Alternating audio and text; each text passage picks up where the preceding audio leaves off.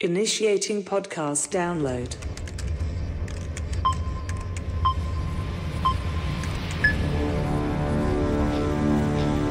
Prepare yourself.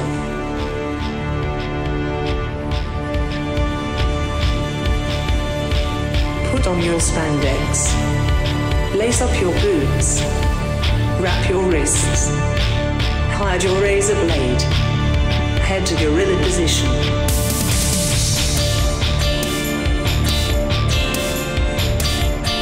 Grease up your hair. Apply baby oil. Okay, apply more baby oil. Get into gimmick. Keep your ears open and your mouth shut. Have fun and be safe out there, brother. Welcome to Iron on Wrestling. Now your host, Gregory Iron.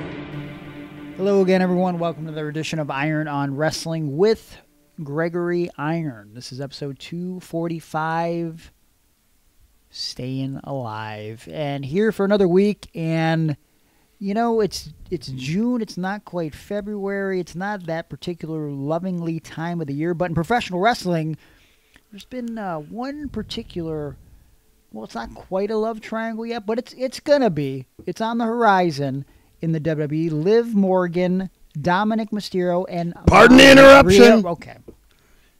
Aaron Bauer in the building. Okay, who's the So third I'm in the person? triangle. Who's the third person for this? Me. What? Me, Liv, and Dom. I think that would be a good love triangle. I'm disgusted. Really? Yeah. Why? Not interested. You don't think me and Dom would look good together? Holding hands, walking on a beach or something? Listen, I mean, I don't want to brag, but I mean, there's more potential with me being involved in that because I mean, she does follow me on Twitter. Not. Well, look, I know she would follow me on Twitter if A, she knew who I was. That's a good start. Yeah. It's always a good step in the right direction. And B, if I was a lot cooler than I am. But since I'm not, you're stuck with me and Eric. So I think that's a good love triangle. If you want to talk about love triangles, you, me, and Eric, or Josh Excellence. Okay. More like Josh Sexcellence. All right. Well, you know what I'm saying? We are going to talk about most notable wrestling love triangles throughout history, the best and worst. And to make it a little more interesting, I actually went to Chat GPT to give me this information, and there were some questionable selections that they gave me in the Chat GPT. Have you messed with any of the Not AI at all, apps or anything like that? I wanted to bring this up to you. My favorite triangle in wrestling was the Jersey Triad. I'm sorry, what? Wasn't that what they were called? It was Bam Bam Bigelow, Diamond Dallas Page, and Canyon. You think? Wait, was that it? You think they were a love triangle? Yes, that's it. I think they all loved each other. But you thought like it was like a love triangles are usually like a romantic thing. I could have seen it happening. So you think that there was romantic interest between DDP, Bam Bam Bigelow, and Chris Canyon? Well, you could imagine what it'd be like if there was. I never thought that.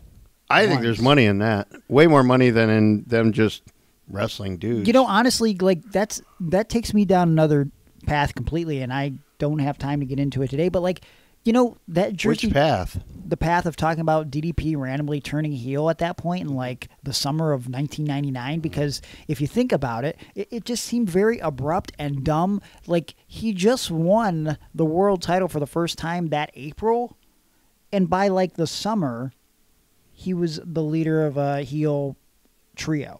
Yeah. It just seemed like there was some legs. Who was the Triangle of Terror? That was Sergeant Slaughter, General Adnan, and Colonel Mustafa. Colonel Mustafa, yes, which is a good name. And always like the name. No. What for Colonel Mustafa? No, the Triangle of Terror.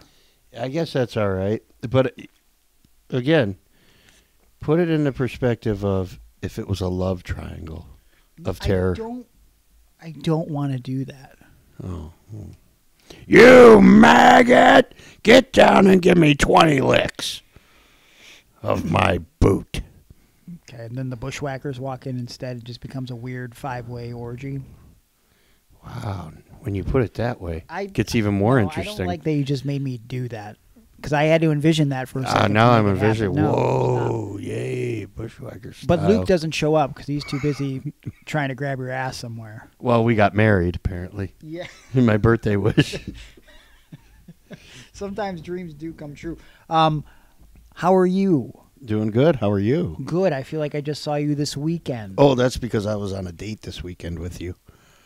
I thought you were on a date with Mommy Gargano. Dude, don't ever say that. What? That is a well-respected woman. She is a very respected She would never date anyone like me. Do you know how old she is? Not a clue. Everybody I talked to thought she was a year or two either older or younger than me. Wow. When people saw this picture come out on the internet, and I was like, I was in a tag match with the son. Mm. And they were like, who's the son? And I said, Johnny Gargano. That's Johnny Gargano's mom? I don't want to age her if this is not correct, but I'm pretty sure next month she's going to be 65 years old. I know.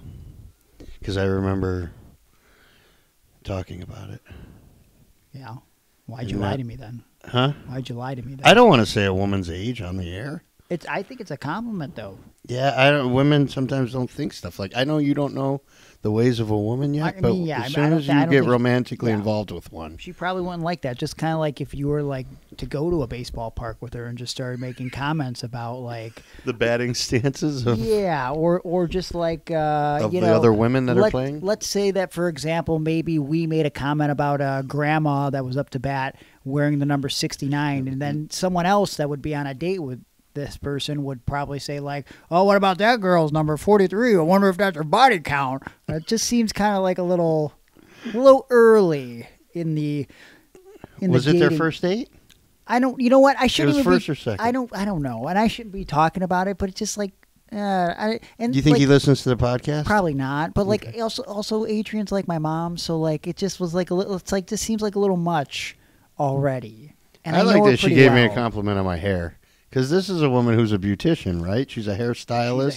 She's a professional. Yes. And she complimented me. And you know who does my hair? Me. Yes, yes. You've done your own $5 box of hair dye from the Dollar General. Wow. And a $12 pair of clippers from the Drug Mart. It's very impressive. Well, we did go to a celebrity softball game this past weekend. We got some tickets because WWE superstars Johnny Gargano. Well, I should say WWE superstar Johnny Gargano and WWE legend, as she was announced, Candice LeRae, were playing in the softball game amongst a bunch of influencers and mainly a bunch of Cleveland Browns football players. You know what got big publicity besides Travis Kelce, who's not a Cleveland Browns football player, but Super Bowl champion, Kansas City Chief. Yep, dates Taylor Swift. From Cleveland. Yeah, she was up in the loge. I saw her. She was not. She was there. No. She was definitely there. I saw her. No, you didn't. You weren't there. You were eating out of the trash. I told you to delete that, okay? Well, I did after I posted it on socials. And it's in the can for the Patreon viewers. We are going to upload a video special for Patreon. Several videos. Of our exclusive little trip down to the Lake County Captains Stadium for this event. But what were you going to say so the other thing was that Granny Smith. Yeah. Her hitting the ball and then running to first base only to be tagged out at the last second by professional athletes made pretty big waves on socials. Dumb. Yeah. I don't like it. People were like, can't believe the Cleveland Browns are these kind of jerks. Oh, really? You just want to let her win? Yeah. Well, I didn't care either way. You know what I mean? I thought it was also funny that they made her run all the way to first base and then tagged her out. Well, you know, that's part of the game, brother. She knew what she was getting into. Well, that other time they had that midget run all the way to the first base. Whoa. Listen, midgets like when you call them midgets. I wasn't referring to that. I don't know if what he did was running. Okay. Well, but he made it to first base and then fell on his freaking face. Well, he did like a front flip. Yeah, into a face plant. Yeah. But he was cool. What'd you call him again? Midget. No. You said, "Oh, I can't believe Hornswoggle's in the game." Oh, yeah. Well, because... And I had said he was Wee Man. Yeah, it was a very derogatory comment. You know, you see someone who is a midget, you just think it's Hornswoggle. A lot of people say it's me because I'm short. I don't know if you noticed it. You know what?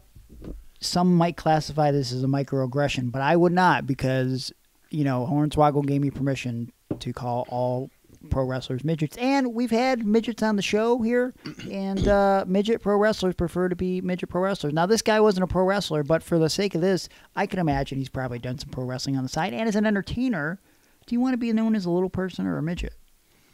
It's more marketable to be a midget. That's what I'm saying. Yep. That's what I'm saying. But, yeah, go to patreon.com/ironwrestling where we're going to be giving you some bonus content this week in audio form, but also video. And I'm going to get this stuff up before I go to Germany because I'm leaving the country, baby, for like 2 weeks. So we did get the sponsorship with Blue Chew? We know what? Oh, because you said you were going to get your stuff up. I'm going to get the stuff up for patreon.com/ironwrestling. Oh, you mean before like I video leave. footage? Yes, okay. video footage. I thought you meant your wiener. Also, we're going to be recording an episode in the can that will be out next week, of course, but I'll probably upload it early for Patreon, you know, because you guys are special like that. And we're going to be doing some extra bonus stuff, which include a review of NXT Battleground, a little preview of Clash at the Castle, and a buttload of other stuff, along with our hundreds and hundreds of bonus and extended episodes over at patreon.com/ironwrestling. Get your foot in the door for just $3, $5 gets you the extra video, $9 you get to get priority with your questions asked on the show and pick bonus podcast subjects if you choose to do so. You also get involved in the Zoom chat that we do once a month, which we'll be doing towards the end of June. If you go up and up and up in the tiers, you will get stuff in the mail out of the Animal Steel Cadillac trunk. So, you know, check it out. Patreon.com/irononwrestling. And, yeah. So, I kind of lost my train of thought there. I.e., I paused the podcast while we're recording and don't know where tell we the left people. off. Sorry. Breaking kayfabe, brother. But, hey, yeah. I need to follow up on this because I forgot to talk to you about it last week. Uh-huh. And this is a follow-up from a couple weeks ago. If you've been following the show, you may remember that a gentleman walked up to me in the gym Oh, yeah. while I was wearing my John 3:16 HH Triple Cross shirt to tell me how much the liberals in the gym probably don't like my shirt, but he loves it. And then he proceeded to ask me to pray for him so that his calf was okay for his upcoming meet. And I don't go to the gym often because I have the gym in my basement now, but I just happened to go to that same Planet Fitness, not thinking about it, and I'm doing abs week. And I'm sorry, whose abs? I was doing my abs. Oh. I thought you meant a girl or a boy named Abs, like Abdullah or Abigail. Just going to ignore that. Sister. And all of a sudden, this guy starts walking towards me, and I remember him instantly. I'm like, oh, no. And he walks up to me and goes, hey, Craig, right? And Yes. I don't bother to correct him. I go, yep, Craig. And he says, I just want to thank you. And Because you prayed for him. and I just stared right through him, and I go, uh-huh. And he goes, my calf feels almost 100%, but I need you to keep praying because, you know, I got a big PT exam coming up, and I got to make sure this thing is perfect. And I'm thinking to myself, oh, boy, I did not say one prayer for you, but okay. And I said, yeah, I will keep praying. And as it turned out, wish I could make this up, I was wearing my Sports Illustrated Hulk Hogan shorts, okay? Yeah.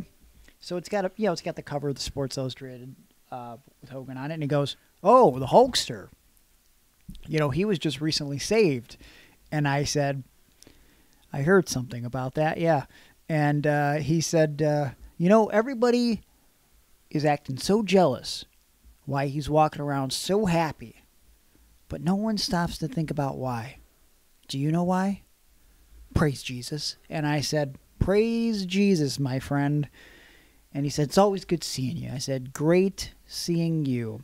And I thought to myself, I really didn't pray one time for this guy. No. And I kind of felt bad that he thought because he walked up to a random guy in a John 3:16 shirt at Planet Fitness that all of a sudden his calf is feeling better. It's not the fact that he's probably training it in the gym, taking it easy, probably a little bit of precaution in his everyday life. That can be possible. It's because a random guy next to the lunk alarm said a prayer for him. Mm-hmm.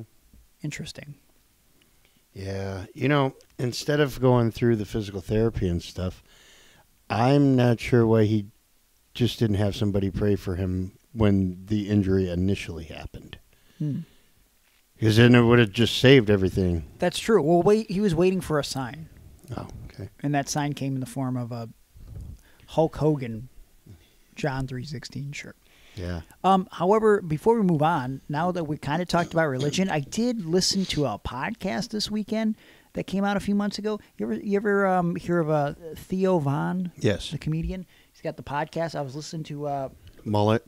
Yeah, I was listening to one of his episodes on a near-death experience expert, and it was very compelling to listen to. So now that we're talking about, because I'm not a God guy, I'm not a religious man, but I do wish and hope there's like something that happens to our spirit, who we are when we pass away, but I don't know what that is, right? Why? Like, so, I don't know, because it's just weird. Don't to you think just that, want it to be over? I don't. No? I don't think so. It's I just always weird to was think afraid that I'm of not gonna living exist. forever. Well, I think that's weird. I don't want to live for. If I physically have to live forever, that's terrible. But if it's my spirit, I mean, what pain can be involved with that? It just is a long time. I mean, it's. Anyways, okay. If you think about it, yeah. and if anybody listening is think about it, I encourage you to listen to it because it was very interesting. Because this dude is cataloged through a website over 4,000 near-death experiences, and people could, I guess, but why would they? They don't really make these up for clout because no one can see them. So to go through the questionnaire for an hour to just make up a near-death experience, that would be weird and kind of psychotic because no one gets to see it except for the person on the website. Most near-death experiences are exactly the same where for example, one that he gave was this chick got flipped off of a horse and was she died, and while she was dead, she was outside of her body and could see below her and in a barn a mile away from where the horse that just flipped her was, and heard a specific conversation that she shouldn't have known but definitely knew once she got brought back to life and stuff, and these people in the barn didn't know that she'd been flipped off the horse for minutes until the horse showed back up and she saw all that. And many experiences are just like that, where they can hear and see conversations that they shouldn't be able to. And it was very intriguing to me, and I don't know, what do you think about that, Aaron? Is that weird to you? What, hearing voices in a barn? No, just the idea that you fucking could die and then hear a conversation a mile away that you shouldn't be able to hear. Isn't that kind of weird? Yeah, it is. It's verified though. The people were yeah, we were talking about that a mile away. Apparently it was. That's why the guy told the story. Yeah, I don't know. She knew exact details from the conversation. Yeah, I don't. I guess anything's possible. You don't believe it? I don't know that I don't believe it. It's hard to believe. I feel like you should listen to this podcast about near-death experiences. Okay. I'll listen to it after I watch the Who Killed WCW. Did you start watching that? No. I watched the first episode. I didn't really learn anything new. Yeah. I'm hoping that... I've been hearing this shit for, 20 years now? Well, I think they're going to try to take the direction of the Guy Evans book that came out a few years ago, and Guy Evans himself is on the documentary. But the first episode really didn't reveal anything new. But I'm intrigued by it. I always enjoy hearing the story, even 25 years later, and I'm interested to see how this all culminates in the 4 episodes. And also they have a lot of people from, behind the scenes in Turner Broadcasting, which I think makes it different. Again, kind of playing off of Guy Evans' book, so I don't know. I did hear Steve and Larson from the Friendo Club. They were discussing, and I try to change it right away because I haven't watched it yet, so I don't want to hear anybody's reviews. But the line I did hear was they talked about Brad Siegel and how he mentioned that if you tried to do anything that would benefit WCW, it was career suicide. I think that was actually Dick Cheatham that said that, because Dick Cheatham was the guy that actually was for WCW and had to work in the office with the financials and stuff, and so he kind of Come on, that's the stupid law firm that. No, Dick Cheatham is a real guy. Okay. You don't know that? Nope. Dick Cheatham. Yep. Wow. Real name, real person. Wow. Anyways, I'm interested for you to watch the episode and tell me what you think. Okay, so which one do I need to watch first? The Jesus episode or the WCW? Well, listen to it's not Jesus. It's a near-death experience. Yeah. But it has nothing to do with a god. Okay. So why I find it intriguing, But over 4,000. Sometimes I feel like I'm a god body with the temperament of a Godzilla. Okay. I don't know what that means. I just want to run the jewels, baby. Okay. What else was I going to say to you? I don't know. There's a lot of things.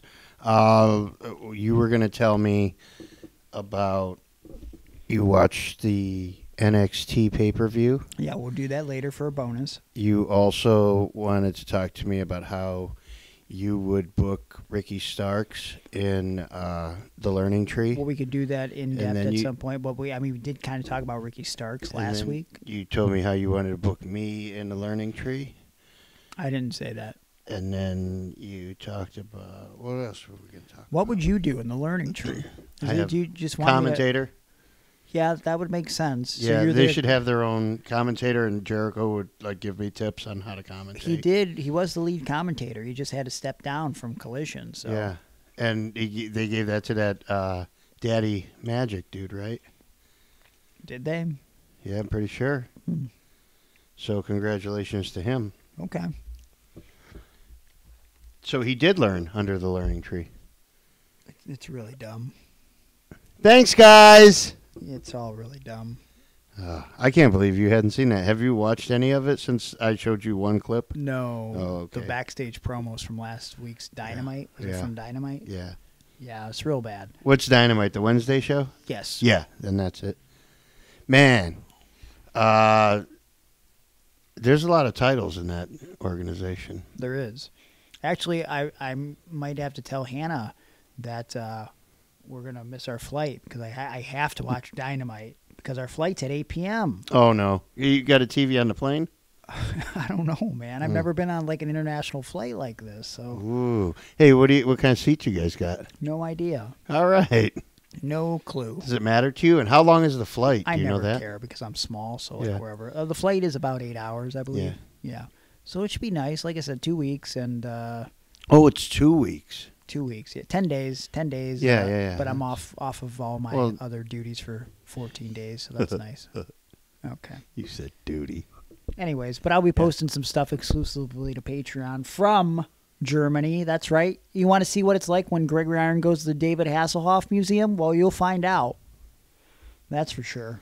He was the Knight Rider, Michael Knight. He was. I think he was Michael Long or something, and then after the accident, they brought him back under the Knight moniker. Oh boy! Because it was Knight Industry 2000. You know what? I'm just gonna move on from that, and I'm just gonna say that you didn't watch Knight Rider. I did watch Knight Rider, but I don't remember him being Michael Long and then changing it after the accident. Yep. So that happened.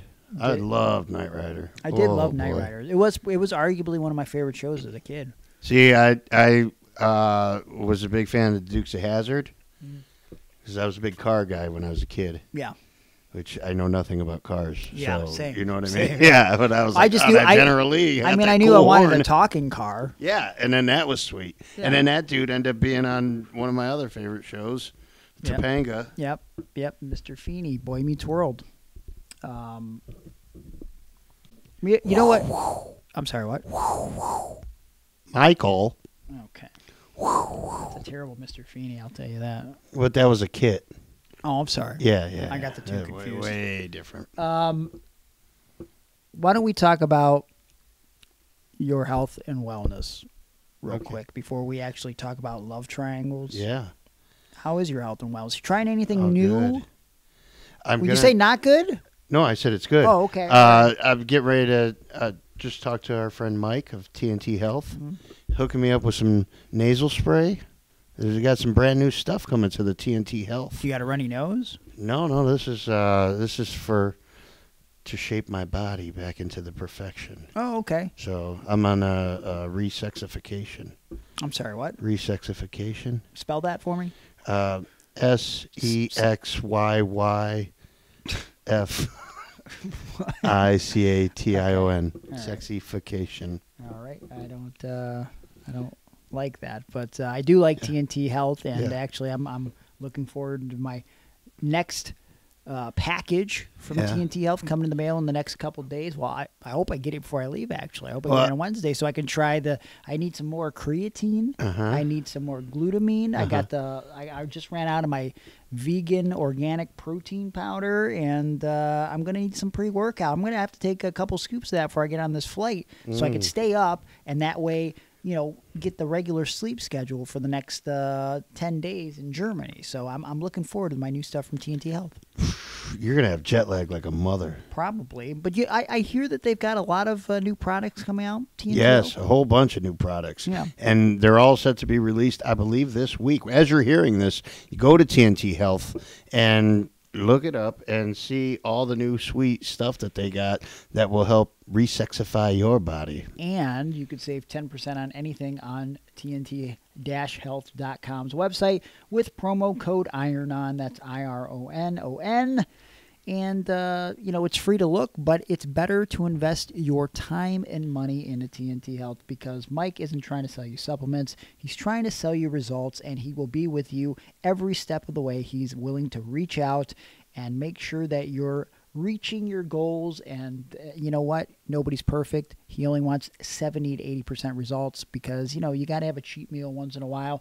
As long as you're making progress, that's what's important. Take it day by day. Because, look, at the end of the day, TNT-health.com, it's about your health today, not tomorrow. But also, Juan Ortiz, one of the dead Designs Ortiz. Never heard of him. Making designs for you at any time of the day, night, evenings, Michael weekends. Knight? No, well, I guess if you wanted a drawing of Michael Knight. So there's two clouds. Oh, God damn it. On one cloud is Michael Long because he passed away. Okay. And then on the other cloud is Michael Knight because he was brought back by Knight Industries 2000. And they had a chess piece as their logo. And so one is driving the kit car and the other is driving car. His real name on the show was Michael Long. I didn't really know that. I thought you were just trying to make a dick joke. Oh, no. Wow. All right. Terrible joke. I'm not that bad. Well, I thought like you may, he lost it and now he's like Michael Short Dong Dick. Just this continue is with weird. All right, continue. That's all you do is think about wieners. So on this cloud that's shaped like a wiener, there's Michael Long, and Michael Knight. And hey, wait a minute. He was only Michael Long in the pilot only. I know. That's what I said. There was an accident, and then they made him Michael Knight. So I want a picture of me in kit and you in car. Do you know who Car is? Do you remember Car? The evil kit. What? Karr. Instead of Kitt. Yeah. Too many K's in this Knight Rider show. I don't like it. Yeah. Well, they squared off in a big rumble at the end of, episode 7. D4. Stop making up stuff. That I don't know. But, yeah, it was great. And if you and me are in cars that resemble the Knight Rider car or Dukes of Hazzard cars for our next shirt, I'd be okay with that. Well, you can get any design you want commissioned from Juan Ortiz. And, look, he'll do it in a heartbeat. Listen, not only has he done designs for every single champion in every prominent wrestling promotion right now, world champion, not only has added stuff in Hot Topic, but I will tell you this right now. I know for sure because I just got a video from him this weekend. Stone Cold Steve Austin has art from Juan Ortiz displayed in his garage over at the Broken Skull Ranch. It's a real thing, okay? I seen it. So, do you want to be as cool as Stone Cold Steve Austin? Well, you never will be, but you can try by contacting Of the Dead Designs. First, follow on Instagram at Of the Dead Designs. Send them a message over there or at facebook.com/ofthedeaddesigns or their website ofthedead.weebly.com. Try to get your first design commission from Juan, and he's going to save you even more money. He's going to knock $20 off your first design. Just mention Iron on Wrestling. Yes, that's right. Iron on Wrestling and $20 off. So, what are you waiting for? Whoa. $20 off. Yeah. That's way more than $9 off. Well, why it was never $9. No. This guy's bringing it, the correct way. Well, that's the only way we like it. Yeah. So, what are you waiting for? Contact Of the Dead Designs right now because Of the Dead Designs wants to bring your artwork to life. All right, this week we're trying to talk about best wrestling love triangles, and I got some assistance from Chat GPT to easily provide every important bad and good wrestling love triangle. So I asked Chat GPT, and now I wrote this last week, okay? Yes. And there's a chance that my phone could have autocorrected, but I don't think I would have wrote this. I wrote, give me the best and worst poverty triangles in pro wrestling. Yeah. And they responded, in professional wrestling history, there have been numerous love triangles or poverty triangles due to their often contrived and melodramatic nature. I've never heard the term poverty triangle in my life, that have stirred up drama both on and off screen. Here are some of the best and the worst. Best wrestling love triangles. Right off the bat, they give me Matt Hardy, Lita, and Edge. Why it worked, says ChatGPT. This real-life affair between Edge and Lita while Lita was dating Matt Hardy added a layer of realism and intensity to the storyline and blurred the lines between reality and kayfabe, making it one of the most talked about storylines of its time. Impact. The feud elevated Edge to main event status and led to some intense matches and memorable moments, such as the Loser Leaves Raw match between Edge and Matt Hardy. I gotta say, I love the love triangle between Edge, Matt Hardy, and Lita. And when I think of wrestling love triangles, it's probably one of the first that come to mind. And I really thought that was going to be the angle that elevated Matt Hardy to main event status. You would have thought. I thought for sure. And I thought I was on Matt Hardy's side the whole time, too. Like, man, that guy really got screwed over and blah, blah, blah. And then Edge got screwed. Yeah, he sure did. I think they both got screwed at some point. But Edge went on to become a main event star out of it, and Matt Hardy's telling people delete. Well, I mean, that got over too, to be fair. And then he got squashed. And I like Matt. He did get, I would say, well, so he got squashed in that first match. So, like, the story is, like, they wanted it to be, like, an abrupt ending and, like, weird and make it seem real. But, like, I remember just being, like, Matt got good color in that match at SummerSlam, but it was just disappointing. And I think it was the opening match of the show, too. So I think the crowd was, like, really pissed off. If it wasn't the first match, it was, like, the second match on the card. It was just really weird to start. Imagine if it was the first, it would have got some good heat. I always like going on first. You know what I mean? Yeah. But I don't know. People just weren't into it then, I guess. I'm not sure. Matt Hardy did end up ultimately, winning that big cage match that they had where he, did that sick leg drop off the top of the cage. There were some memorable moments in the angle, but I think somebody had to leave Raw though, right? Didn't he lose a loser leaves Raw match? That was a ladder match. Oh. Loser leaves Raw ladder match, which Matt Hardy had to leave Raw.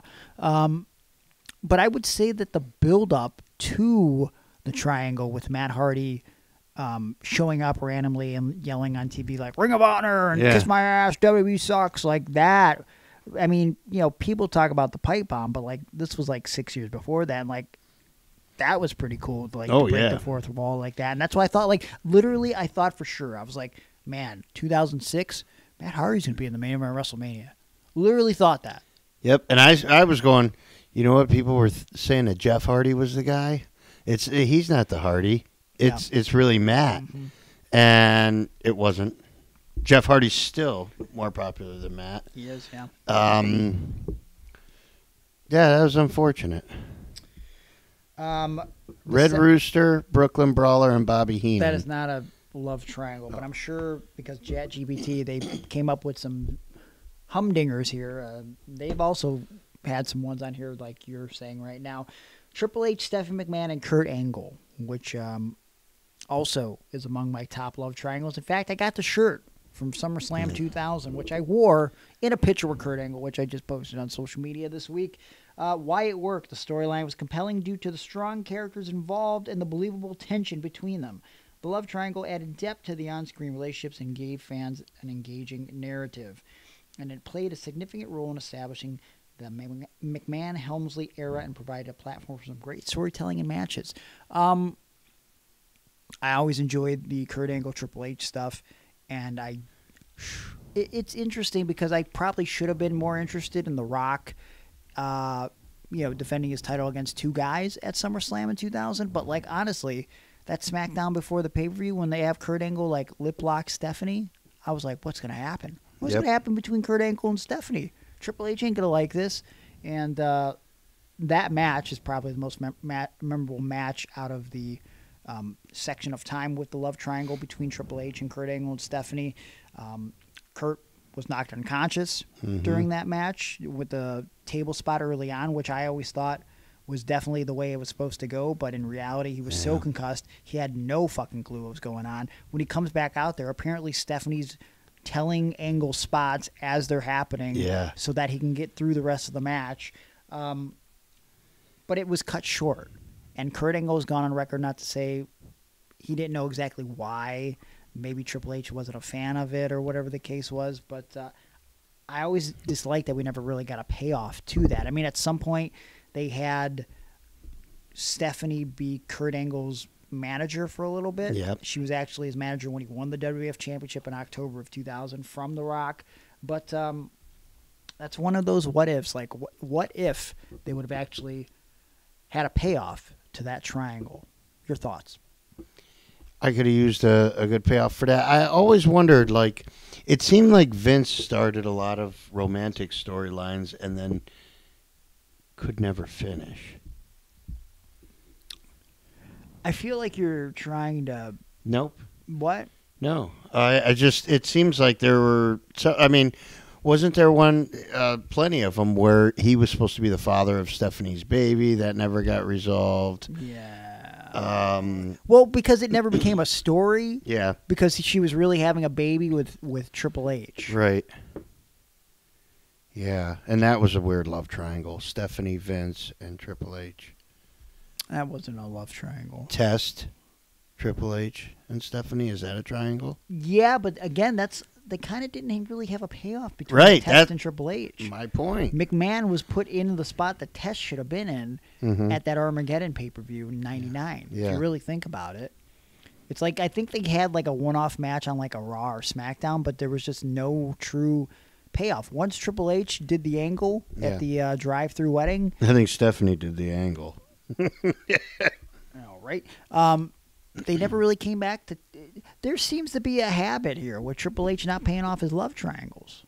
Oh, I'm pretty sure I said that, but I said it was Vince that was booking him and then not finishing. Oh, so, yeah. It's just what I said. I have cerebral palsy. Yeah, I got it. Okay. Macho Man, Miss Elizabeth, and Hulk Hogan. Yes. I mean, this is the quintessential... That would have been my number one, what I went to, so... And do you think that they were messing around behind Savage's back? No. Or do you think it was doctored footage? Oh, yeah. You know what? I feel like Hulk wasn't Elizabeth's type. Yeah. So. Hulk was not Elizabeth's type? No. Okay. No. Do you think it was okay for him to put his hand on her buttocks when she was on Macho's shoulder? That was an accident. Clearly an accident. Okay. Do you think Hulk having 10 inches was an accident? So, I mean, Elizabeth was dealing with Hulk, but I don't know if they had that discussion about his 10 inches. Now, if it Okay. would have been Terry, Yeah. she wouldn't have had to worry about that. Right, all that because he's girth, 2. You know, that thermos-like dong. The Stanley. Oh, it's a Stanley Cup. Oh, You boy. see those things, man. That's wild. Jeez. People are wrestling in the targets for him and shit. I think most of those popular ones are pinks, though. His is more like a dark orange, Yeah. He tans nude. for sure. Yeah. 100%. Yeah. What about you? Yeah, I tan nude. Oh. Yeah, I don't like tan lines. I'm not a Okay. fan. I always wear underwear. I'm afraid my dong's going to get burnt off. Pansy. Some of the worst wrestling love triangles that Chat GPT told me about was Dolph Ziggler, Rusev, and Summer Rae, which I don't even remember. Nope, sure don't. I was thinking Dolph Ziggler, Vicky Guerrero, and Edge. Was that it? I thought it was Dolph Or Ziggler. Big Show, Vicky Guerrero, and Edge. Well, that was a real thing we could talk about in a second, but I thought the angle was Dolph Ziggler, Rusev, and Lana. Like, she was, like, dating Dolph Ziggler for a while. She was, like, his manager for a second. Yeah. And I think they just dropped that, didn't they? Yeah. Because in real life, Rusev and Lana announced that they were getting married, and Vince was like, what the fuck? What are you doing? Yeah. So, yeah, I don't remember a Summer Rae angle, though. Yeah, maybe because they were both blonde. That's why GTS or whatever that is. Chat GPT, you fucking piece of shit. Yeah, you mentioned Big Show, Edge, and Vicky Guerrero. That was leading up to WrestleMania 25. Also, kind of a weird angle, though. But I mean, it added a little bit of story, a little bit of intrigue to the triple threat match with John Cena in the 25th WrestleMania. Yeah. Yeah. Was that with the... He put them both on his shoulders He did. for the attitude adjustment? He FU? did. Yeah. And you know what? You know what's weird? I think I've mentioned this before. I remember going up to that, leading up to that show at the time, little snackery, my brother. He would have been 12. Mm-hmm. I said, what do you think's going to happen in this match at WrestleMania? He goes, I think John Cena's going to put Big Show and Edge on his shoulders for an FU. And I was like, that's fucking stupid. Yeah, Why there's no way. why would that be the thing that you think is going to happen? So then when it happened, I was like, oh, okay, You're wow, like, oh, this kid might have a future in the business. maybe. And then were you like, I'll wait a little while and then we'll induct him into 440? Did you think that then? I didn't even. I knew that I wanted to have 440 be a thing, but I was like, I don't know when I'm going to create it, and I don't know when I'm going to get to induct him. Not right away. Mm-hmm. I'll wait, but this kid's got some potential. All right, so Chat GPT suggests what? Go ahead. No, there was one I thought of that I was going to ask you if you consider this. Rick Martel, Sensational Sherry, Yeah. and Shawn Michaels. Yep, 100%. Okay. Yeah, again, And who is Sherry that she's getting all the hot dudes? Like, Rick Martel's a model, and Shawn Michaels is a heartbreaker. well, I mean, to be fair, she was like one of two girls that, Who was the other one, Moolah? I mean, like Liz, right? And Liz was gone at that Oh, point. So yeah. now she's like the only girl at the Yeah. time. So it's like, I think she's had her pick of the litter. Right. So, yeah, no punches to the Dude, face match. everybody loved her, though. Because I'm going to go then into Colonel Rob Parker Oh, I forgot about that. with Sensational Sherry, and Yeah. then Harlem Heat. Yes. I guess that could count as like a triangle if you count Harlem Heat as like one entity. Do you think she was taking them both? Okay. What, you know what? What do you mean? AJ Lee. Yeah. Oh, that was great. I loved that whole... she was dating 9 different guys or whatever. Yeah. CM Punk and Daniel Bryan were the main guys that she Mm-hmm. was going for, but in the midst of that, there was like some lip locking with Kane. Kane? I thought so. Kane got a lot. John Cena. For being a burnt-up freak or whatever, did. he was always scoring with He chicks. did. Let's see what AJ Tori. Well, he Lita? He raped Lita. So I mean, that's Well, really- yeah. he did. Yeah, I mean, no, yeah. to be fair. I was going to make a joke, and I realized what year it was, so I didn't. Yeah, it's probably. I was very insensitive Yep. in my brain there, and I'm glad it didn't come out. Yeah, well, it's the early onset dementia. Yeah. But yeah, that little angle, and actually it led to, in the midst of that angle, I do believe that's when we got CM Punk versus Daniel Bryan on pay-per-view very rarely. You know, one of those things where it's like, especially in 2012, where you're like, WWE Championship match is Bryan Danielson versus CM Punk? What is this, ROH? So weird. Tori Wilson, Dawn Marie, and Al Wilson. Quite the love triangle. Somebody died, right? Al Wilson died. Yeah. Had a heart attack. Got too excited on his wedding night. Oh, shit. Yeah. They did that with Teddy Long, too. He had a heart attack on his wedding night with Crystal. Crystal Marshall. Marshall. Oh. And QT Marshall. Yeah, So that was a wild triangle. Yeah. But yeah, I love the Tori Wilson, Dawn Marie, Al Wilson stuff. But also being like a 15-year-old boy, you know, what sticks out to me is like, you know, when Tori Wilson had to like meet Dawn Marie in a hotel room and they hyped it for the pay-per-view for Armageddon 2002. And I was like, oh man. And they like shared a kiss. But now I feel like bad for being so horny about that, because like now Tori Wilson like has come out like in recent years and did interviews like, yeah, I felt really uncomfortable doing that. And she essentially sounded like she was like kind of putting it like this is the lesser of a bunch of other evils, because I asked her to do a bunch of shit when she was there where she was like, oh boy, I just feel so uncomfortable and it makes me feel bad. Yeah. Like honestly, like I mean, like look, these are attractive girls, and as like a kid I was like, oh yeah, like it's great to see these attractive girls, but like it's crazy the way they were treated. Like she said that like one time they were doing like a bikini contest at a house show, and like she just started crying because she was just like so ashamed of like what her she body? was doing. No, I don't think that was the case. Yeah, because that rocked. Okay. This man, Aaron Bauer, part of the problem, guys. You can send your hate mail to him over on Twitter or. No, I have no problem. I mean, your body's rocking. I think it's okay to say that people got rocking bodies. That's fine. That's fine. Are you offended that I just said I'm you got not, a rocking body? I'm not. If you were wearing a bikini, I'd be all over you. Were you offended where it was, and again, I wasn't trying to look, but it was hard to miss. Were you offended when Al Wilson was wearing what was clearly a dildo in his trunks? Dude, I don't even remember any of that. In his tighty whities on SmackDown when he was forced to marry Dawn Marie in his underwear because that was a kink of hers. They clearly put a fake dong in his underwear SmackDown on was wild UPN. Yeah. Yeah, I bet somebody was peeing.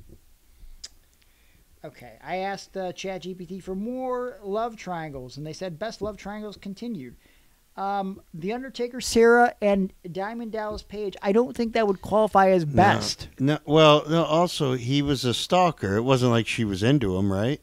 True. Yeah, that's not. That's just one man going after another man's wife in order to get a contract for WWE. You could argue that, I mean, like, you know, if two people are in love and someone else is trying to insert their love, that would make it a triangle.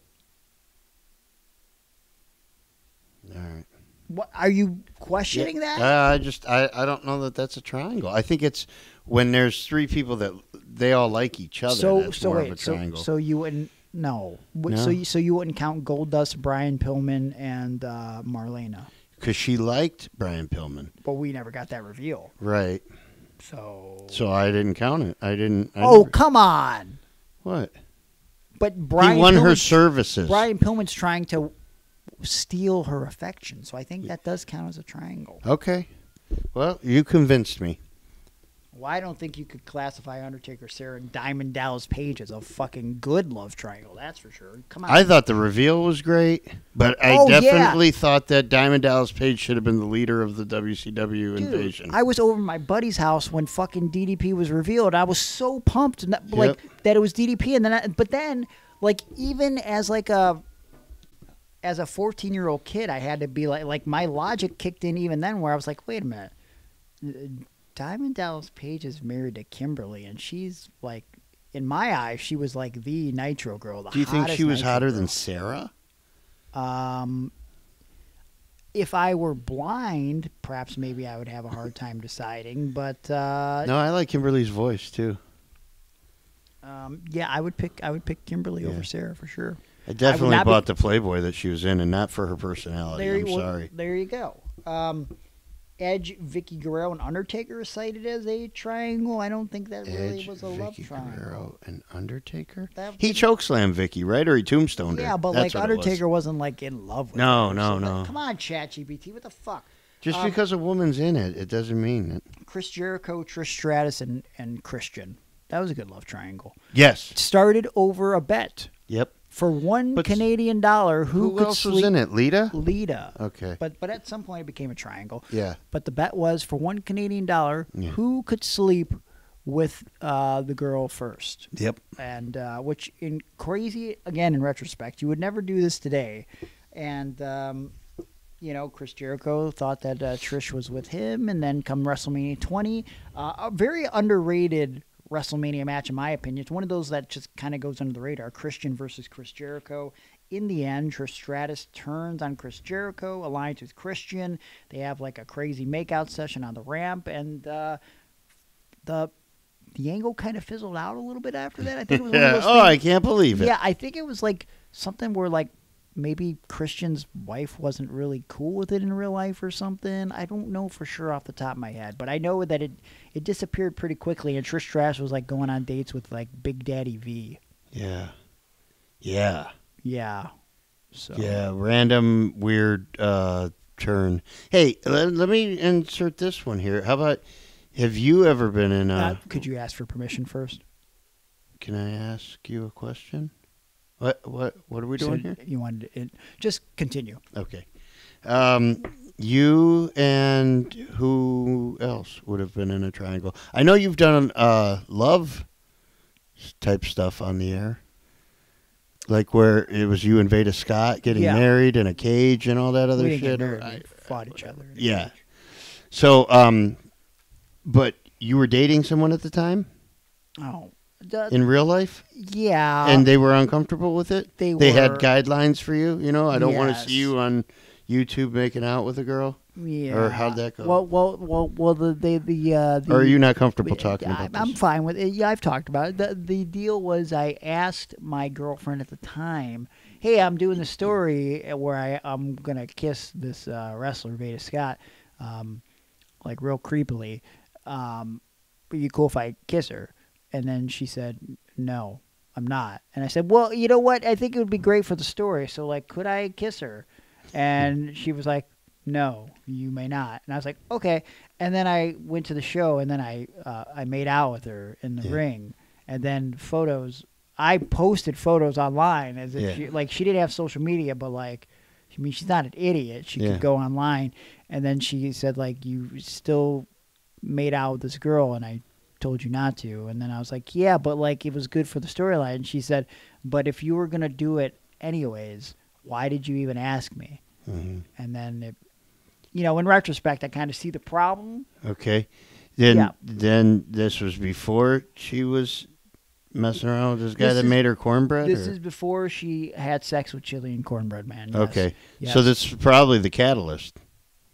I would say she's like, probably if he's going to do that, and he doesn't want me sleeping with a guy that makes homemade chili. Well, there was probably a lot of things. I probably wasn't the best boyfriend. Probably kind of lazy. Still aren't. Yeah. That's not true. Let's not talk about my real life triangle, shall we? Hey, I started a romantic angle one time. Triangle? It was going to lead to a triangle. Okay. It was Ruby Soho and me and Mega we were gonna be an item, but then who was my top wrestler that I was managing? Maybe Soda Pop Johnson. Okay. Yeah, and I think there was gonna be some turmoil there. Ooh. And much like WWE, everything got dropped, but only because Ruby got signed to WWE. Yeah, and if it would have happened at Mega, there wouldn't be any footage of it anyways. Yeah, that would have been good. So here's where the Chat GPT starts to become laughable. Mm-hmm. One of the suggestions for worst love triangle was, this one would be classified as worst. Kane, Lita, and Matt Hardy for the obvious reason, which involved Kane raping Lita. Mm-hmm. The next one kind of caught me off guard. What did you think of the Big Show, Big Boss Man, and Big Show's father's funeral love triangle, which is a suggestion by Chat GPT? Why it didn't work, says Chat GPT. Well, I would say without reading this that it didn't work because it wasn't a fucking love triangle. And one of them was dead? This storyline was bizarre and disrespectful, with Big Boss Man crashing Big Show's father's funeral. While not a traditional love triangle, it involved intense personal drama. Impact that it had. It was poorly received and is often considered one of the worst angles due to its tasteless nature. Now, I would beg to differ. I don't think it's one of the worst angles, but I know for damn sure it's not a love triangle. Well, it was so bad that it's turned out to be good and memorable for me. Like, I love going back and laughing, watching dude on the coffin. Mm-hmm. Flipping off, taking the rock stunner bump off the coffin. I think I would remember if both Big Show and Big Boss Man were vying for the love and affection of Big Show's dead father. Yeah. We got to rebook that angle one day. Jeff Jarrett, Deborah, and Steve McMichael. Okay. Yeah. I thought I remembered Steve McMichael Goldberg losing via count out to Steve McMichael because of Deborah McMichael. Something like that. It was like in the backstage, so he never made it to the ring, so the ref counted him out. Okay. But this was before they even did a streak. Oh, okay. So, and then Jeff Jarrett was involved, and that was a good love triangle. I liked it. I don't what's it say is the problem? It says why it didn't work. The storyline lacked direction and failed to engage the audience. The chemistry between the characters wasn't strong enough to carry the angle. It did little to elevate the involved wrestlers and is often forgotten amongst more memorable WCW storylines. I don't know, that period of time. Here's the one thing I remember about Steve McMichael. Him coming out with that Halliburton briefcase and just busting motherfuckers in the face really hard with it. And I can't tell you if that was before or after this angle involving Jeff Jarrett. But I do know that was probably one of the more memorable things that Steve McMichael did other than pretend to be a wrestler, which was, I know he's going through some tough times, but like, Jesus, man. Like, dude, he was still in my top maybe 3 for commentators. Great commentator. It was so funny. He wasn't your typical wrestling commentator. I loved that not only did he have the dog, but he had the dog in a different outfit. Yeah. Sometimes it was wearing like a sombrero. Yes. Sometimes it would be in a wedding gown. Sometimes it would be in a soccer outfit. What did you think of? Again, I don't think this is really. Does this really count? Mickie James, Trish Stratus, and Ashley Massaro. That was not a love triangle. I wouldn't even know what that is. It was Mickie James and Trish Stratus for sure. That was probably a year that I didn't watch wrestling because I didn't have cable. Ashley Massaro was sort of like the, she was getting some tips and tricks from Trish Stratus, but like, I wouldn't call it a love triangle. I think that's pretty questionable. What about Triple H, Trish, and Stephanie? I guess you had like a little bit of a triangle there for a second based on that one promo where, Triple H was clearly teaching her the reversal for a hammerlock. Come on. And Stephanie just happened to walk in at the wrong time and was really upset about that. Why is that the move you're teaching? How many hammerlocks are done in wrestling? You know what I mean? You're going to wrestle one match, and who was she wrestling? I think it was in for preparation for they were having a mixed tag match because I think the end result of the mixed tag match was so they do the segment in the back, but in the end, I think The Rock, maybe it was Rock and Lita, Rock left them laying to where Triple H fell in a 69 position on top of Trish, and then Stephanie saw it, and it was real. And then there was no payoff. I don't remember what the payoff was, but there might have been something. Not too sure. But Chris Benoit, Nancy Sullivan, and Kevin Sullivan was a great love triangle. Why? I'm not even joking right now. No, I know that. You're looking at me like I'm trying to make a joke. No, because at first I was like, huh? And then I was like, I remember they fought in like the women's bathroom on a pay-per-view. Here's the thing. Everybody says that. Like, I remember that one time, but I'm pretty sure like 2 or 3 times they fought in the women's bathroom. Probably, yeah. So it was like a thing they did all the time. Obviously, this storyline, started out as a story, but then became a real-life thing when Benoit actually started sleeping with Nancy, and obviously, probably in retrospect, maybe Chris Benoit and Nancy should not have gotten together.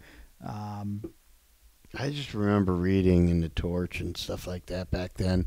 Like, weird stuff going on in WCW right now. Not sure if these guys are trying to work the boys or whatever, but Chris Benoit was all over Nancy Sullivan in the bars after the shows. Mm-hmm. I'm like, well, they're really committed to this working the boys angle. Yeah. And they, it was a shoot. What did you think of AJ Styles, Dixie Carter, and Claire Lynch? Yeah, one of the all-time greats. Despite the storyline's controversial elements, it generated significant buzz and attention with Dixie Carter's involvement, adding to the intrigue. While polarizing, it was a major storyline in TNA that kept fans talking and generated a lot of heat for AJ Styles and Dixie Carter. I don't remember the Claire Lynch and Dixie thing being intertwined, though I do remember Claire Lynch and the idea that AJ must have cheated on his wife at some point. Dixie presented the pictures, right? Did she? Is that how? I think that's how she was involved. Okay. And then the whole thing was like, wait, is AJ sleeping with Dixie? And then it was like, no, it was this woman that Dixie was now paying for her medical bills after the abortion or some weird thing. I don't know. Sounded like something Vince Russo would have booked in '99, but he booked it in like 2011. So there you go. And then she came back to WWE. And then she debuted in WWE, Claire Lynch. Oh, yeah. What did she end up doing in WWE? She was she was like a fan or something again. She did something, but played a different character. Yeah, she like claimed John Cena was with her or somebody. I don't know if that's what it was. It was something like that. But, hey, if you guys know, let us know in the comments section below. Like and subscribe. Give us a 5-star review over on Apple Podcasts or wherever you may find us. What did you think of this love triangle that Chat GPT gave me? Mark Henry, Mae Young, and The Hand. Do you remember when they had a love triangle? Come on, Chat GPT. What are you doing, man? This infamous storyline involving Mae Young giving birth to a hand after a relationship with Mark Henry was bizarre and widely panned by fans and critics alike. It is often cited as one of the most ridiculous and cringeworthy angles in wrestling history, contributing little to the careers of those involved. Dude, I'll tell you what, my favorite one, though, was ECW, Tommy Dreamer, Beulah, Kimono Wanalea. That was a pretty classic one. But also, Raven was involved, so maybe it's not a triangle. Maybe that's a 4-way dance. Well, I mean, I guess you can argue before Kimono was involved, it was just Raven, Tommy, and Beulah for, and then Raven brings in Kimono. Yep. And then Tommy does her, too. So he just does everybody. Well, because he's extreme, he'll take them both. I'm hardcore. Yeah. Oh, man. I mean, Raven, where would you rank in terms of ECW all-time feuds? Where would you rank Raven and Tommy Dreamer? Because it's got to be near the top. Yeah, that's probably one because it went on for so long. And then when Raven returns... Yeah, 99. Yeah, and wins a tag titles, helps Dreamer beat the Dudleys. Yeah, and, very unexpected. Excellent, man. Yeah. I love all that, and... Yeah, good shit. ChatGPT also suggested as a love triangle Billy Gunn, Chuck Palumbo, and Rico. I don't know if that was a triangle. That was not either. a love triangle. They were together, right? No, they were as a faction, more or less, or a tag team and a manager. Hard to call them a love triangle, much like it would be hard to say that Rey Mysterio, Eddie Guerrero, and Dominic Mysterio was, in fact, a love triangle. I was going to say Eddie, China, and wasn't there another one involved or no? Yes, they did a thing for a second where... Hold on, I'm trying to remember. Well, Eddie was sleeping with the hose. Yeah. That's how he ended up getting in trouble. Yeah. I think before that, the idea was like they weren't in love, but like Jericho was with China. Okay. And when China aligned with Eddie, it was turning on Jericho. So Jericho won the European Championship at WrestleMania 2000, and then the next night, China turned on Jericho's, and that's when they started the whole Latino Heat storyline. Why I remember that very specifically, I don't know, but that's the deal. What about China, Mark Henry, and D'Lo Brown? Well, I don't think that would also count. I don't think D'Lo so. was just the chauffeur. Yeah. For the evening. Yeah. So Okay. Lana, Bobby Lashley, and Rusev is mentioned as a love triangle. That counts. And again, no payoff, right? I mean, somebody was a lesbian. Wasn't the payoff that Vince just wanted to get sexual gratification by having this storyline with a black gentleman and a white woman on television and then get huge YouTube numbers, no matter how bad the story was? I don't know if he even knew about what the YouTube numbers would be. I know what I saw in the text messages. Jeff Hardy. Okay. This can't count. Jeff Hardy, Beth Britt, and Trish Stratus. Who's Beth Britt, you ask? No idea. This brief storyline suggested a romantic tension between Jeff Hardy and Trish Stratus, which fell out of place and didn't resonate with fans. Hardy's real-life relationship with Beth Britt made the angle feel forced and awkward. The storyline was quickly dropped and didn't have any lasting impact on the careers of the involved characters. I believe this is around 2002. They tried to push a love angle between both Trish and Jeff, and then it just kind of dissolved. Yeah. But I don't think you would count that as a love triangle. No. Also, I would not count The Undertaker, Michelle McCool, and Layla. No, I don't know that there was ever anything on screen. That didn't work. It wasn't a thing that happened that I remember at all. Again, correct me if I'm wrong here, please. Best WCW love triangles. Chat GPT says Randy Savage, Miss Elizabeth, Ric Flair. I feel like that's... Does that count? I don't know. She turned on Savage for Flair, helped him win the title in the cage. I don't think there was any love between Elizabeth and Ric Flair. Well, he said there was. He came out. He said he was up all night with both woman and Miss Elizabeth. Oh, he did. I got a woman on my left, Liz on the right. Woo! I actually coincidentally just saw a promo, and Rick's reaction is great. And I guess I probably never caught at the time. Elizabeth's cutting this terrible promo about why she turned on Randy. I showed it to you years ago. It's my all-time favorite WCW promo. Rick comes out, he's on the gurney, and then they finally allow Elizabeth to talk, and she gets lost. Oh, no, I remember she gets lost, but this one little part in it where she goes, she's like, last time I took half of everything, and last night I took it all. And Rick looks at her and she stops and she starts laughing not like an acting laugh like, oh shit, I realized what I just said. It wasn't like a ha I took it all. It was I said some stupid shit. Yeah. I don't know how to talk. What am I doing? Who will ever forget the triangle love between Kimberly Page, Diamond Dallas Page, and the Booty Man? Yeah. I remember that, but Mark Merrow was involved. It started with Mark Merrow, then he went to WWF. Yeah. And then Booty Man got put in it. And she was the Booty Babe. Okay, this isn't... All right. And your profile picture for me, your contact picture for me, when you text me, is a picture of Hulk Hogan pointing at Booty Man's butt. Oh, no, I don't like that. I feel like I vaguely remember this, because I remember Bischoff and her being aligned for a second towards the end of WCW. DDP, Kimberly Page, and Eric Bischoff. Yeah, and then in real life. Well, in real life, it's always been said that they might have had a swinger type of deal. Yeah, like a wife swap type. Yeah, one of them things you're into. Which I think Bischoff went on record on his podcast early in the beginning of it to kind of dispel that was a thing that happened. I would have played into it. Yeah, we were doing everything every night.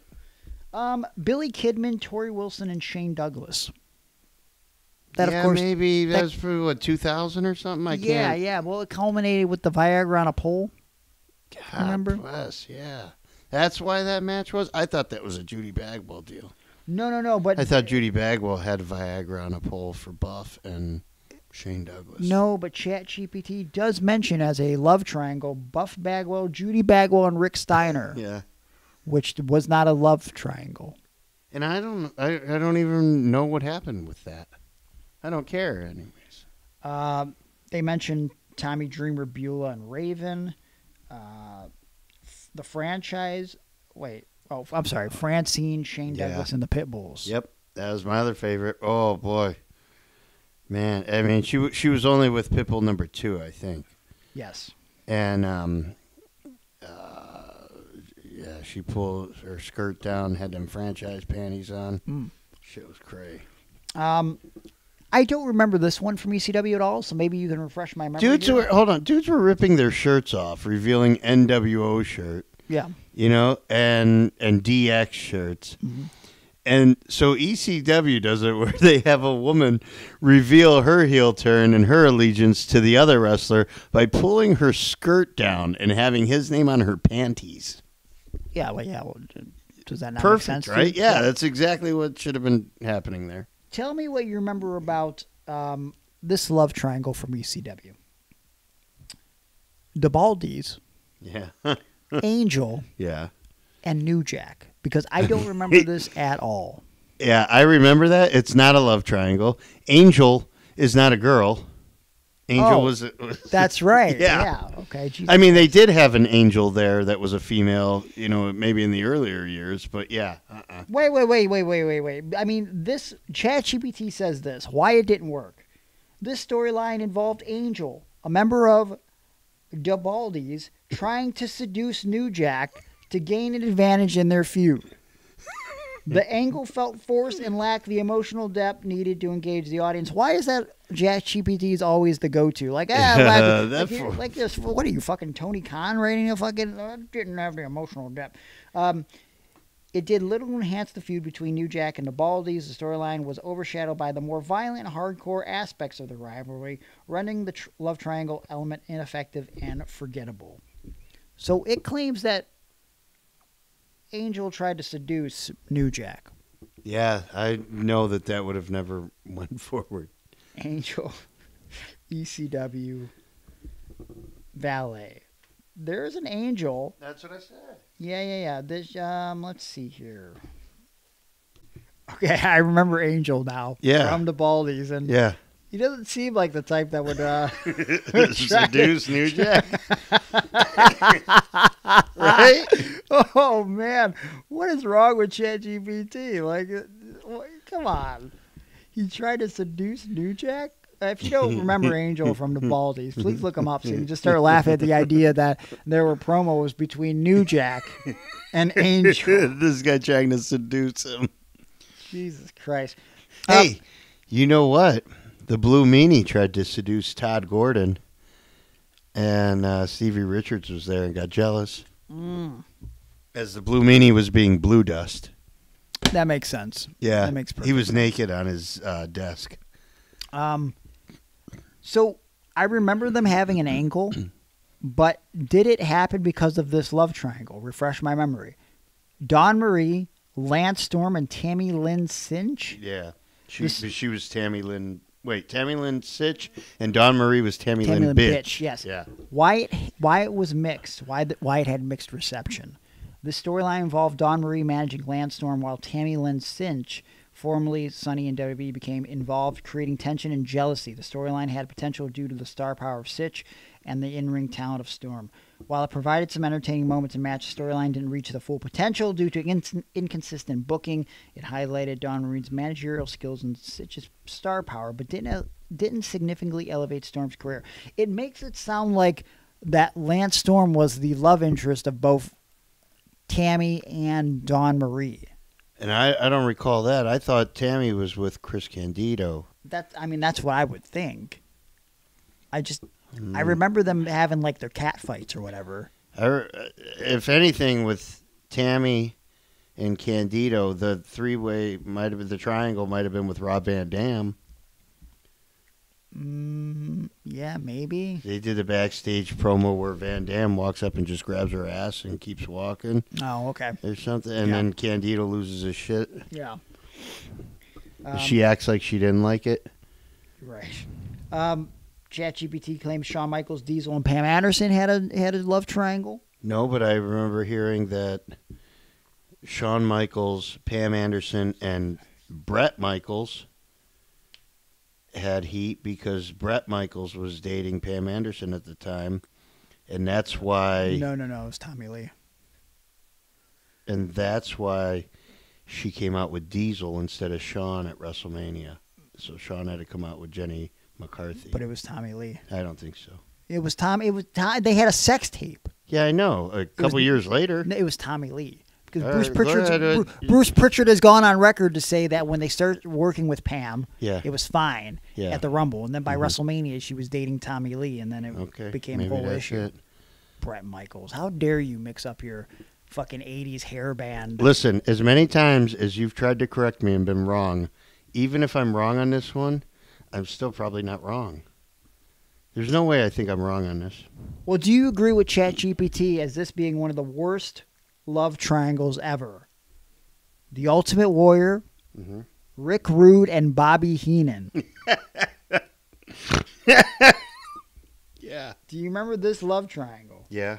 No, nobody does because there was no love. ChatGPT claims the romantic angle didn't resonate well with fans as it felt out of character for the Ultimate Warrior and was overshadowed by the physical rivalry between him and Rude. The storyline is often remembered more for their in-ring matches rather than the attempted love triangle. So is this saying that the Ultimate Warrior had a thing for Bobby Heenan? Is that's why it felt out of character? Because I guess so, yeah. But he liked him in the weasel suit. Also an angle that I don't remember, kind of ahead of its time in 95. Alundra Blaze, Bull Nakano, and Bertha Faye.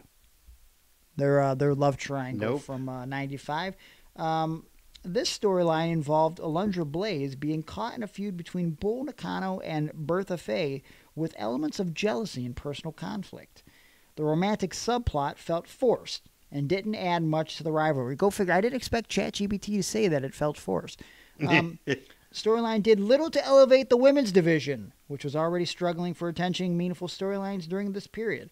I like how they don't offer any further details ever when they say, like, the romantic aspects of it didn't really work. They also cite The Undertaker, Paul Bearer, and Kane as a love triangle.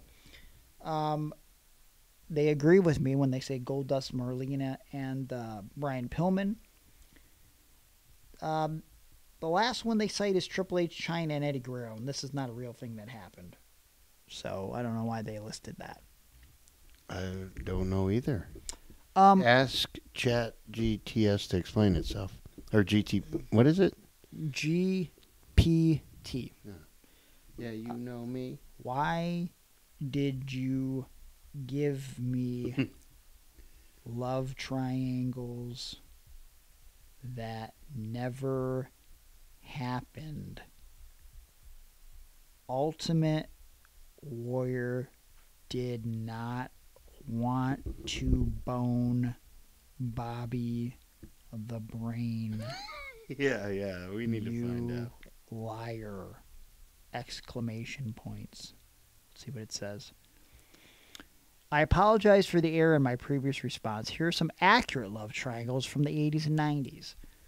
They then cite Randy Savage, Miss Elizabeth Hogan, which we've talked about, Shawn Michaels, Marty Jannetty, and Sensational Sherry. What year was that WrestleMania? Which one?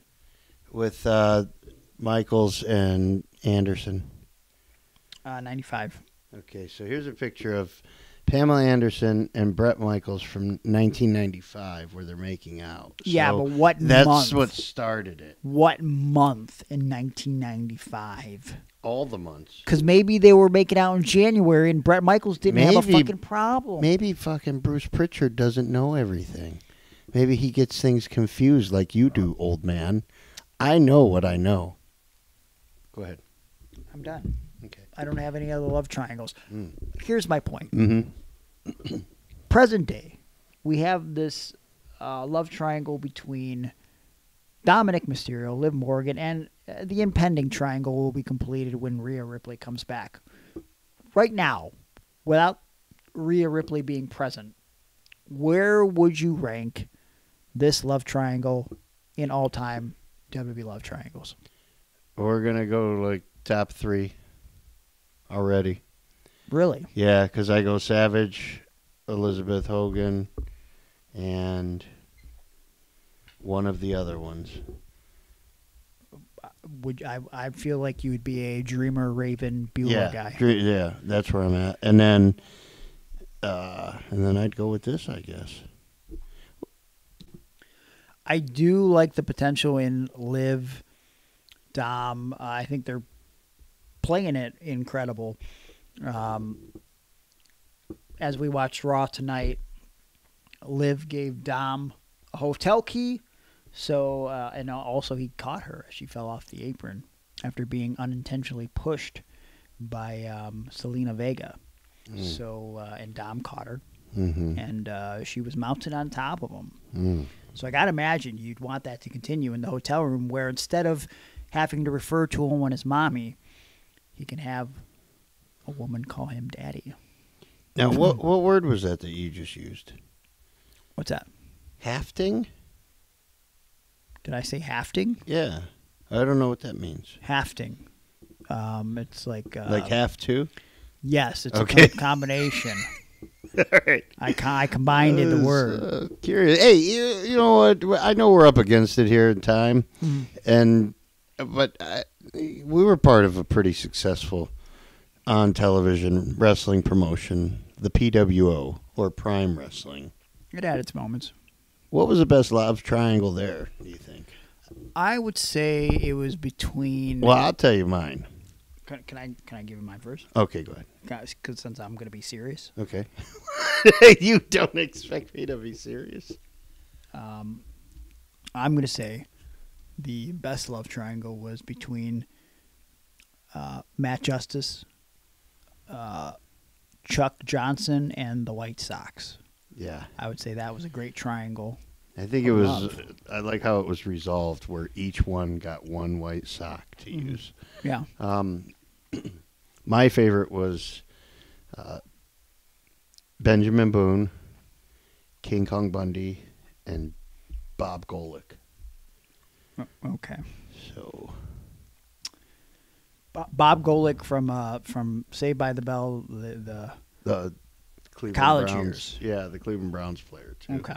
And one-time owner of the Cleveland Crush lingerie football league team that I was hired to do commentary for, but never got past the first 2 weeks. It's very sad. Well, maybe he was too focused on his crush for Ben Boone to really focus on the crush.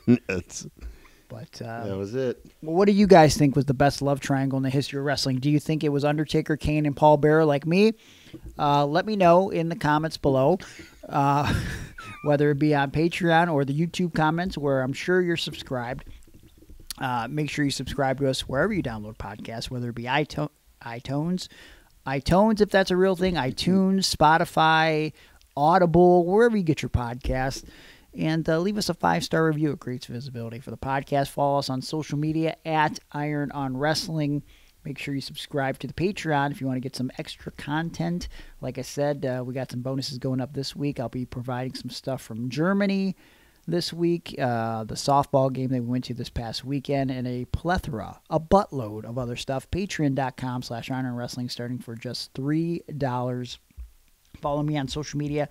I am at Gregory Iron on Twitter, Gregory_Iron on Instagram, Facebook.com/The Handicapped Hero. You can DM me for pro wrestling, motivational speaking, or seminars, and I'll get back to you right away. Cameo, if you would like a shout out of some sort from me, I can insult someone for you, I can break up with someone for you, I don't know.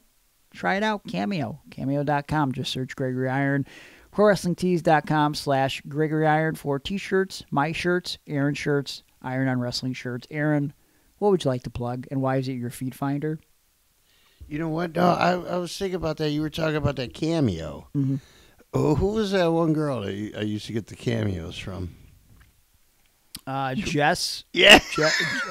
What was her name? Jess. I don't know. Oh man, it's been so long, and I can't remember. Plus, I was drunk back then, so I don't really remember. It just came to my head when you said cameo. I thought of her in that Sergeant Stripes Jess bikini. Barnes. Jess Barnes. Jess Barnes. Check out Jess Barnes What was on her name? cameo. Jess Big Tip Barnes? Or something? Brawlin' Jess Barnes. No, wait, that was Brawlin' Bo Barnes. No, that was her name. It was okay, yeah. It was Brawlin' Barnes. Yeah. Big tits didn't even rhyme or anything. Big Boob Barnes. That would have been better. Yeah. That would have been better. Oh man. All right. Well, kiss goodnight. I'll have to get a new cameo from her. Yeah. So, all right. And Bushwhackers. No, she's got a couple of bushwhackers on. Yeah. No, I'm not interested in those at all. All right, until next week, which we'll definitely have a show next week, and Q&A episode that will definitely be filmed live, baby, live. Kiss goodbye.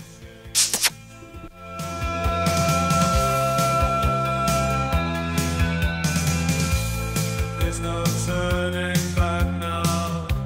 You've woken up the demon in me. Get up, come on, get down with the sickness. Get up, come on, get down with the sickness. Get up, come on, get down with the sickness.